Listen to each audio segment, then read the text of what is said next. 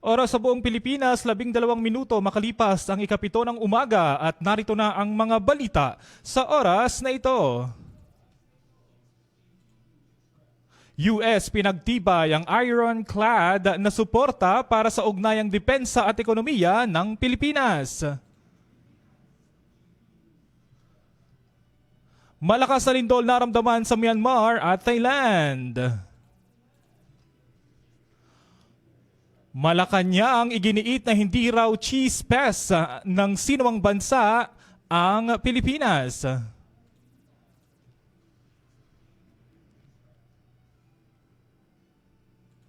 Samantala, kampanya para sa mga lokal na kandidato opisyal na ang nagsimula. AFP muling tinayak ang karapatan sa konstitusyon at paglilingkod sa taong bayan. DepEd na-recover ang mahigit 65 milyong piso mula sa mga paaralang sangkot umano sa mga irregularidad sa Senior High School Voucher Program. At matapang na lumaban si Alex Ayala ngunit nabigo kay Jessica Pegula sa Miami Open Semifinals. Sa detalye ng mga balitang yan, ka-Vibes, pinagtibay ng Estados Unidos ang kanilang matibay o ironclad na suporta para sa pagpapalakas ng ugnayang depensa at ekonomiya sa pagitan nito at ng Pilipinas. Sa ginanap na pagpupulong sa Malacanang, tiniyak ni US Defense Secretary Pete Hegseth kay Pangulong Ferdinand Marcos Jr. ang patuloy na pagsuporta ng Amerika sa Mutual Defense Treaty at ang pagpapalakas ng alyansa ng dalawang bansa. Sa isang pahayag, binigyang diin ni Hegseth ang mahalagang papel ng alyansang Amerika at Pilipinas sa pagpapanatili ng regional stability sa Indo-Pacific, lalo na sa gitna ng tumataas na tensyon sa West Philippine Sea. Aniya ang suporta ng Amerika ay nakabatay sa mga layunin na nagdudulot ng kapayapaan, kalayaan sa paglalayag at pag-unlad ng ekonomiya sa rehiyon. Kasabay nito, ipinahayag ni Pangulong Marcos ang kanilang pasasalamat at kumpiyansa sa alyansa at sinabing ang kooperasyon ng dalawang bansa ay isang mahalagang susi sa pagharap sa mga kasalukuyang hamon. Ayon pa kay Pangulong Marcos Jr., ang mga pinagtibay na ugnayan ay nag-aalok ng malawak na oportunidad para sa pagpapahusay ng defense capabilities at pagpapasigla ng ekonomiya ng Pilipinas.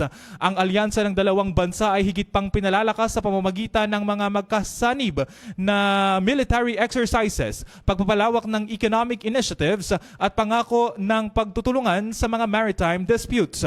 Patuloy na inaabangan ang mga susunod na hakbang na gagawin ng parehong panig sa pagsulong ng kanilang pangmatagalang alyansa. Sa ibang balita naman mga ka-Vibes, inalerto ng Philippine Embassy sa Myanmar ang mga Pilipino doon matapos ang malakas na lindol na tumama kahapon. Ang magnitude 7.7 na lindol sa Myanmar ay naramdaman din sa ilang bahagi ng Thailand kung saan isang gusali sa Bangkok ang nag-collapse. Sa naturang pagbagsak ng gusali, isa ang napaulat na namatay habang 50 naman ang nasugatan. Niyanig din ng China, Burma, India at Laos. Nakunan din ng video ang pagkatapon ng tubig mula sa mga swimming pool sa matataas na gusali sa Bangkok. Ayon sa Philippine Embassy sa Myanmar, wala silang natanggap ngayon na ulat na may Pilipinong nasaktan sa malakas na lindol. Samantala, pinapayuhan naman ng embahada ang mga Pilipino doon na maging kalmado, lalo na't na nagpapatuloy ang mga aftershocks. Sa ngayon ay mahigit 800 ang mga Pilipino sa Myanmar. Nananawagan din ang Philippine Embassy sa mga Pinoy sa Myanmar na nangangailangan ng tulong na makipag-ugnayan sa kanila. Patuloy din na nakamonitor ang embahada sa mga developments. Sa ngayon, wala pang statements ang mga embahada ng Pilipinas mula sa iba pang mga bansa na niyanig ng naturang lindol. Sa iba pang mga balita mga ka-Vibes, Malacanang iginiit na hindi raw chess piece ng sinumang bansa ang Pilipinas. Mariing itinanggi ng Malacanang ang pahayag ng China na ginagamit ang Pilipinas bilang bilang isang umanong chess piece ng ibang bansa. Ayon kay Presidential Communications Office Undersecretary Claire Castro, isang malayang bansa ang Pilipinas at hindi raw ito ginagamit ng sinuman para sa sariling interes. Binigyang diin din ni Castro na wala raw sinumang bansa ang dapat manghimasok sa mga desisyon at aktibidad ng Pilipinas, lalo na sa may kinalaman sa operasyong militar. Hinimok din niya ang China na sumunod sa mga itinakda ng international law at igalang ang soberanya ng bawat bansa.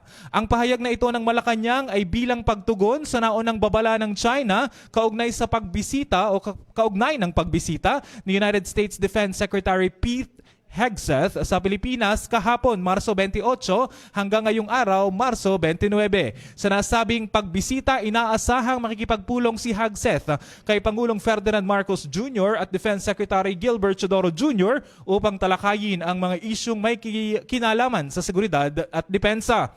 Patuloy ang tensyon sa pagitan ng Pilipinas at China, partikular na sa usapin ng teritoryo ng West Philippine Sea. Sa kabila nito, naninindigan ang Pilipinas sa pagiging isang malayang bansa na may sariling desisyon at paninindigan.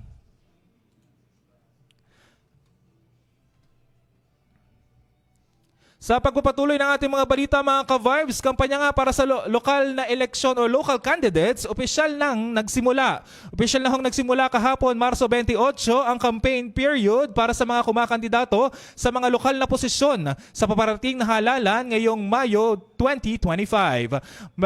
Samantala, pinaalalahanan naman po ng COMELEC ang mga opisyal ng barangay na pinapayagan na mangampanya ngunit hindi sila sa oras ng trabaho. Iaanunsyo ni Commission on Election o COMELEC Chairman George Erwin Garcia na pinahihintulutan ng COMELEC ang mga opisyal ng barangay na sumali sa mga aktibidad na pampolitika tulad ng pangangampanya, ngunit hindi raw pwede ito sa oras ng trabaho. Ayon kay Garcia, hindi ipinagbabawal ang pahayag o paghayag ng suporta ng mga barangay officials sa kanilang mga pinapaborang kandidato, pero hindi raw ito dapat gawin habang nasa opisina o sa panahon na sila ay binabayaran ng gobyerno para magtrabaho. Idiniin din ni Garcia na ang paggamit ng mga job order o JO at casual employees sa pangangampanya habang nasa oras ng trabaho ay hindi rin pinapayagan dahil sila ay binabayaran upang maglingkod sa barangay at hindi para sa mga politikal na layunin. Hinihikayat din ng COMELEC o ng COMELEC chairman ang mga opisyal na iwasan ang paggamit ng mga pasilidad, sasakyan at iba pang resources ng barangay para sa kampanya dahil ito ay maaaring ituring na paglabag sa batas at abuso sa kaban ng bayan.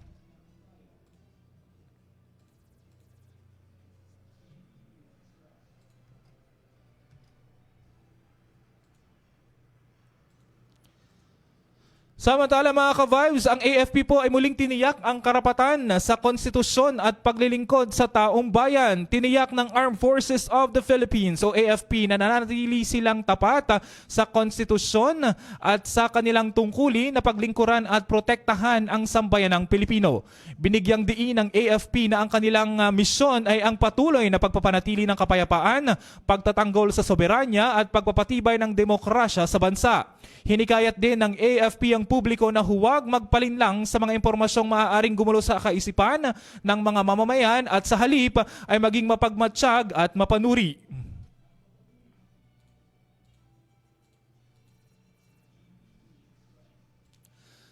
Sa karagdagan pa mga balita ka-Vibes, ang DepEd po ay na-recover ang 65 million pesos na halaga mula sa mga paaralang sangkot umano sa mga irregularidad sa Senior High School Voucher Program. Tinataya nga pong nasa 65 million pesos ang na-recover ng Department of Education mula sa mga paaralang sangkot umano sa mga irregularidad sa Senior High School Voucher Program o SHSVP para sa mga school year na 2021 hanggang 2023.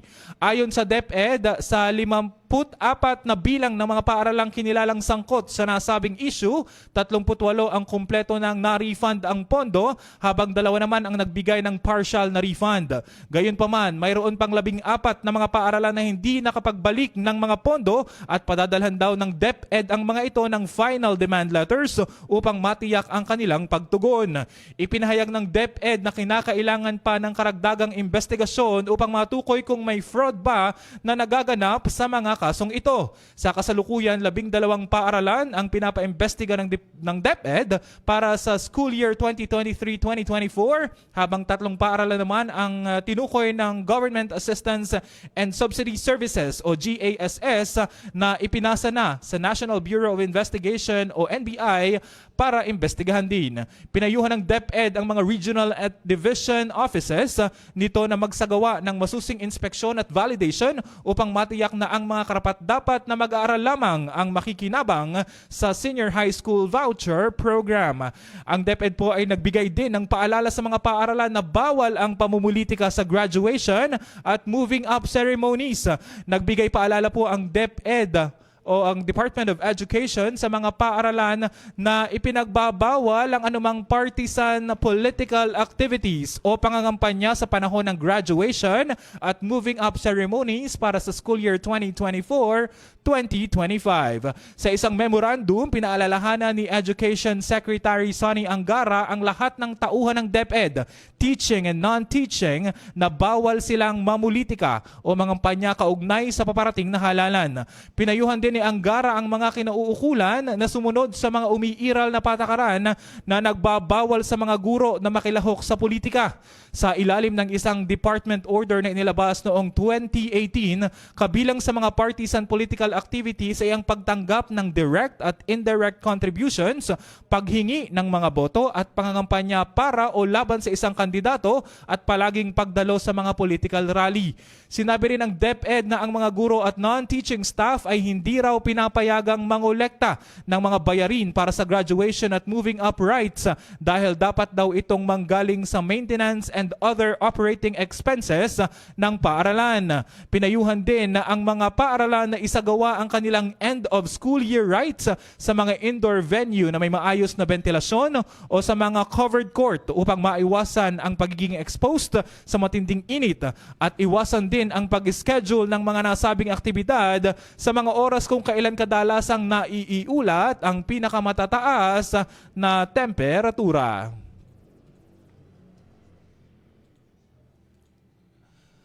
Sports balita naman tayo mga ka-Vibes. Matapos nga ang isang mahigpit at kapanapanabik na laban na naig si Jessica Pegula laban kay Alex Ayala sa semifinals ng 2025 Miami Open. Nagtala ng score na 7-6, 7-5 at 6-3. Sa ikatlong set, hindi sumuko si Ayala at naitabla ang score sa 3-3. Ngunit agad na bumawi si Pegula upang makuha ang 5-3 na kalamangan bago tuluyang salyuhan ang panalo. Sa ikalawang set, nagpakita ng determinasyon si Ayala matapos niyang ipanalo ito 7-5 sa kabila ng matibay na depensa ng kanyang kalaban.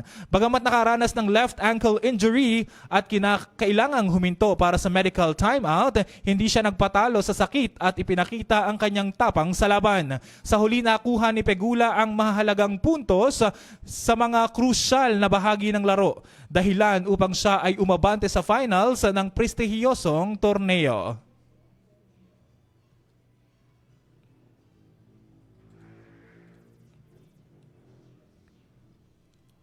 At yan mga ka-Vibes sa mga balitang dapat ninyong malaman ngayong umaga. Ugaliing nakatutok dito lamang sa GV 99.9 para maging GV informed at GV updated sa mga kaganapan sa loob at labas ng lalawigan. Sa ating pagbabalik, ang mga balitang lokal na dapat yung malaman ngayong umaga. Ugaliing nakatutok dito lamang sa GV 99.9. Ako pang inyong DJ Joey Boy para sa GV News Express.